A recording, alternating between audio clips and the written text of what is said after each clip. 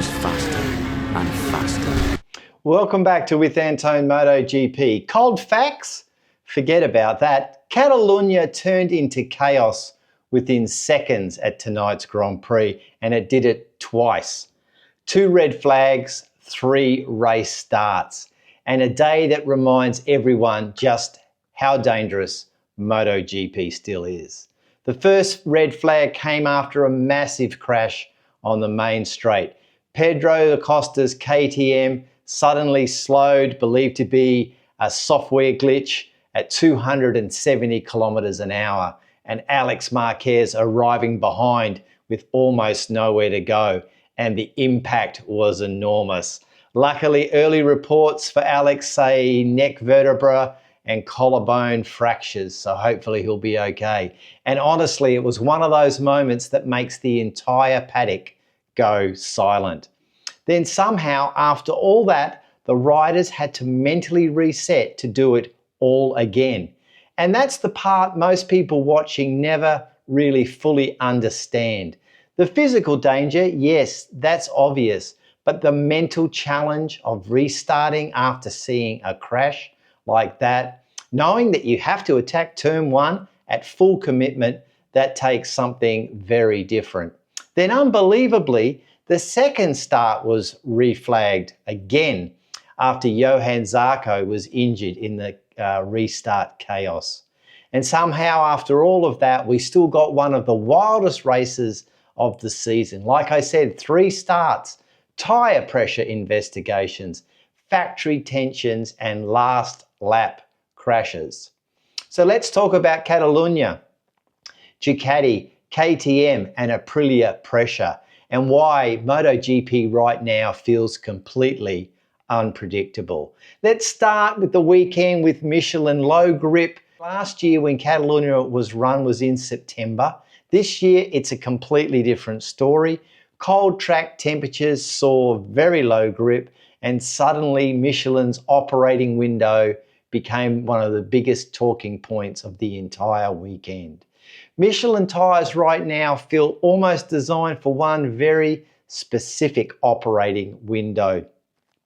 And when conditions move outside that window, the whole grid starts to behave differently. Cold conditions make front tyre, temperature difficult to maintain, and less grip transfers the load in a different way. Makes you wonder what Valencia in late November could look like. I start to wonder about that. And if you're enjoying With Antone MotoGP, why not subscribe? It's free to do it. Really helps the channel, and we've got a long season ahead. So the race and the chaos, Catalonia had absolutely everything. Changing conditions, bikes failing, huge crashes, 3 restarts, and moments that made you honestly sit and shudder as you watched the action. And somehow through all of that chaos, Fabio Di Giannantonio takes a great win, a massive ride for Diggia. And behind him, the story got only stranger. Joan Mir crossed the line on each HRC, taking second ahead of Aldeguer, but then suddenly we had tyre pressure investigations, and it seems like Mir has been penalised, and Pecco Bagnaia is now officially on the podium. And honestly, it felt like Catalonia was throwing chaos at absolutely everybody. And then right at the end, what happened? Aldeguer trying to force his way into 4th place. He touched Acosta, and Pedro crashed out on the last lap. It's a brutal sport, MotoGP, and we saw all of it in tonight's Grand Prix. This is not a game, MotoGP. These riders risk everything every single time they leave the pit lane. Now let's talk about Aprilia, the reality of trying to fight for a title. I think Catalonia may have been a real reality check for Aprilia, because winning races, that's one thing, but managing an entire MotoGP championship season is something completely different. Bez, he somehow resurrected the GP, I should say.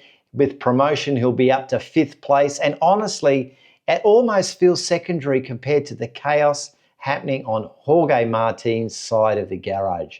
A double failure for Jorge Martin, tension building in the pits, and we saw that confrontation. Massimo Rivola losing his cool, confronting Davide Brivio after Fernandez took out Martin. You could see the pressure and you can feel the pressure rising inside the Aprilia structure, because this is the part of fighting for a championship that nobody really talks about enough. The stress, the politics, the internal management. It's much easier to look calm when the results are good, but it's much harder when the season starts to slip sideways and things don't go as planned. And I think Catalonia showed Aprilia just how difficult managing a championship campaign is really going to become. Now, Marquez not on the grid for this race due to his shoulder, but there's something that really a lot of people don't want to talk about. Look, Marc has signed with Ducati, we know that, but reports are now emerging about exit clauses connected to his physical condition. And honestly, those exit clauses tell you everything. You don't put retirement style language in your contract unless he genuinely believes his physical condition is not going to be good. Ducati knows this risk, Marc knows this risk, and for Marc Marquez sitting at home on the couch watching Alex having that huge accident, that only reinforces that perhaps we're entering the final chapter or chapters of Marc Marquez on the track. Now the championship, everybody seems to want to declare the fight over after every race weekend, but MotoGP history says that's a dangerous thing to do. Now this weekend, Marc Marquez only lost a limited number of points this weekend. Momentum is going to swing, injuries happen, weather, the sprints are very volatile, everything can still change. I want to take you back to 2022. Do you remember Pecco Bagnaia, Mr. Go Free, was 91 points behind Fabio Quartararo. And now Marc Marquez, 85 points behind Bezzecchi, when we still have 16 races to go. So yes, it looks, look on paper, Martin versus Bez. But in MotoGP, the story that you believe in May or June of the season is rarely the final story you read in November. Now, before we finish up, I want to talk Barcelona Safety. Now, I'm not talking about the main straight and what happened in that crash. I'm talking about turn 12. Now, Salom had that tragedy. We remember that nasty incident. The air fence positioning, the runoff concerns, and this lack of safety commission attention. And all this while MotoGP is talking about street circuits like Miami and Adelaide. But here's the real simple question. Are we solving existing safety concerns fast enough? Because this weekend gave all the riders another reminder of just how small the margins of safety really are.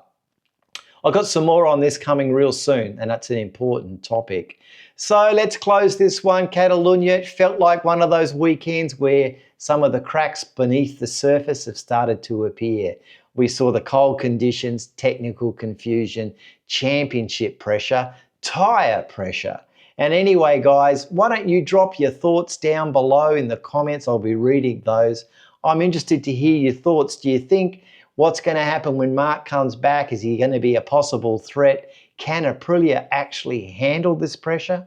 And who's going to come out the strongest if the championship continues in a chaotic way? And of course, if you've enjoyed the episode, why not give it a thumbs up? If you're new to the channel, welcome. Why not drop us a subscription? And of course, share the video around. It'd be great if you could do that. And as always on With Antone, it's data, not noise. Okay, thanks for watching this weekend, and I'll see you again real soon. Okay, bye-bye. And always faster and faster.